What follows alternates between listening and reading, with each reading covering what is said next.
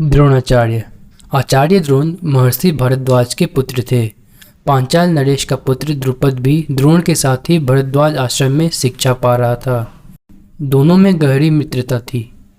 कभी कभी राजकुमार द्रुपद उत्साह में आकर द्रोण से यहाँ तक कह दिया करते थे कि पांचाल नरेश का राजा बन जाने पर मैं आधा राज्य तुम्हें दे दूंगा। शिक्षा समाप्त होने पर द्रोणाचार्य ने कृपाचार्य की बहन से ब्याह कर लिया। उससे उनका एक पुत्र हुआ जिसका नाम उन्होंने अश्वत्थामा रखा। द्रोण अपनी पत्नी और पुत्र को बड़ा प्रेम करते थे। द्रोण बड़े गरीब थे। वह चाहते थे कि धन प्राप्त किया जाए और अपनी पत्नी व पुत्र के साथ सुख से रहा जाए। उन्हें खबर लगी कि परशुराम अपनी सारी संपत्ति गरीब ब्राह्मणों को बांट रहे हैं, तो भागे भागे उनके पास गए। लेकिन उनके पहुंचने तक परशुराम अपनी सारी संपत्ति वितरित कर चुके थे और वन गमन की तैयारी कर रहे थे।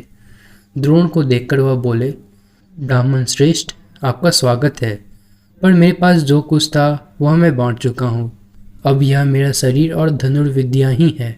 बताइए मैं आपके लिए क्या करूँ?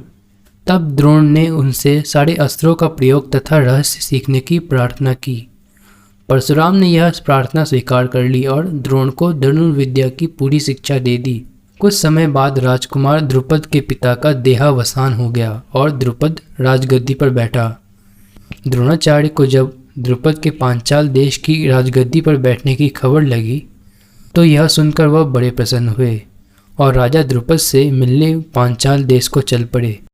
उन्हें गुरु के आश्रम में द्रुपद की लड़कपन में कही गई बातचीत याद थी। सोचा, यदि आधा राज्य ना भी देगा तो कम से कम कुछ धन तो जरूर ही दे देगा। यह आशा लेकर द्रोणाचार्य राजा द्रुपद के पास पहुंचे और बोले, मित्र द्रुपद, मुझे पहचानते हो ना?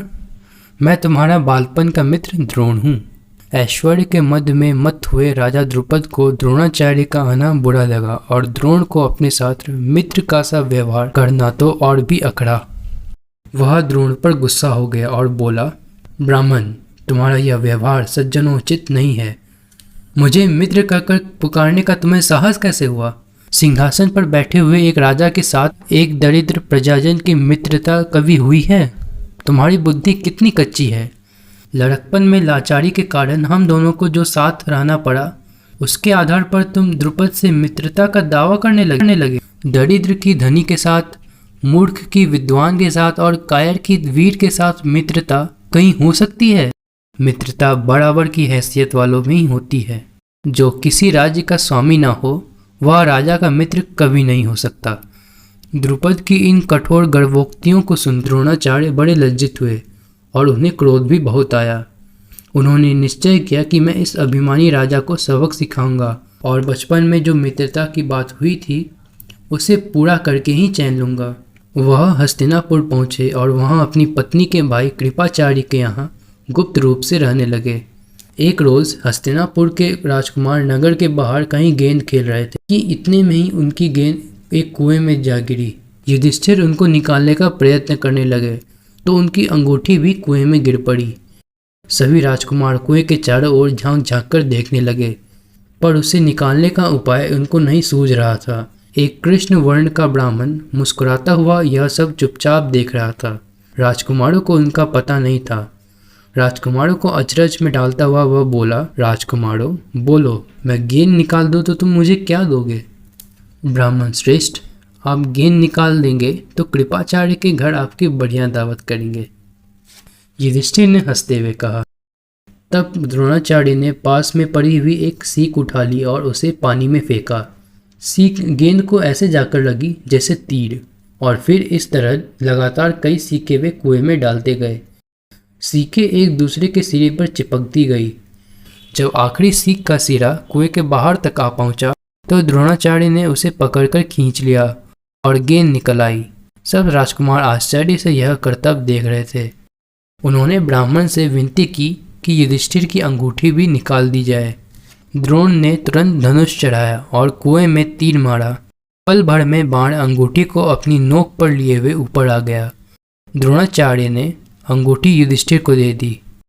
यह चमत्कार देखकर राजकुमारों को और भी ज्यादा अचरज हुआ। उन्होंने द्रोण के आगे आदरपूर्वक सिर नवाया और हाथ जोड़कर पूछा, महाराज, हमारा प्रणाम स्वीकार कीजिए और हमें अपना परिचय दीजिए कि आप कौन हैं। हम आपकी क्या सेवा कर सकते हैं? हमें आज्ञा दीजिए। द्रोण ने कहा, राजकुमारों, यह सारी घटना सुनकर पितामह भीष्म से ही मेरा परिचय प्राप्त कर लेना। राजकुमारों ने जाकर पितामह भीष्म को सारी बात सुनाई तो भीष्म ताड़ गए कि हो न हो वे सुप्रसिद्ध आचार्य द्रोण ही होंगे। यह सोचकर उन्होंने निश्चय कर लिया कि अब से राजकुमारों की अस्त्र शिक्षा द्रोणाचार्य के हाथों ही पूरी कराई जाए। बड़े सम्मान से उन्होंने द्रोण का स्वागत किया और राजकुमारों को आदेश दिया कि वे गुरु द्रोण से ही धनुर्विद्या सीखा करें। कुछ समय बाद जब राजकुमारों की शिक्षा पूरी हो गई तो द्रोणाचार्य ने उनसे गुरु दक्षिणा के रूप में पांचाल राज द्रुपद को कैद करके लाने को कहा।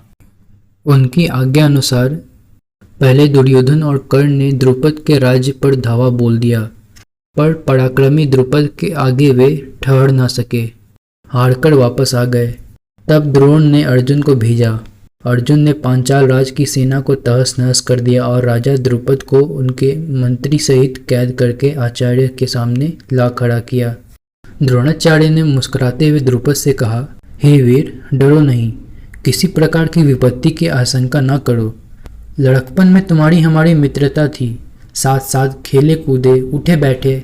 बाद में जब तुम राजा बन गए तो ऐश्वर्य के मद में आकर तुम मुझे भूल गए और मेरा अपमान किया।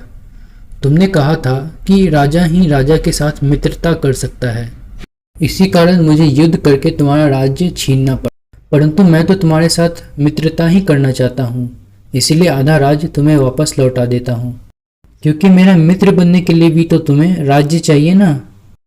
मित्रता तो बराबर की हैसियत वालों में ही हो सकती है। द्रोणाचार्य ने इसे अपने अपमान का काफी बदला समझा और उन्होंने द्रुपद को बड़े सम्मान के साथ विदा किया। इस प्रकार राजा द्रुपद का गर्व चूर हो गया, लेकिन बदले से घृणा दूर नहीं होती। किसी के अभिमान को ठेस लगने पर जो पीड़ा होती है उसे सहन करना बड़ा कठिन होता है।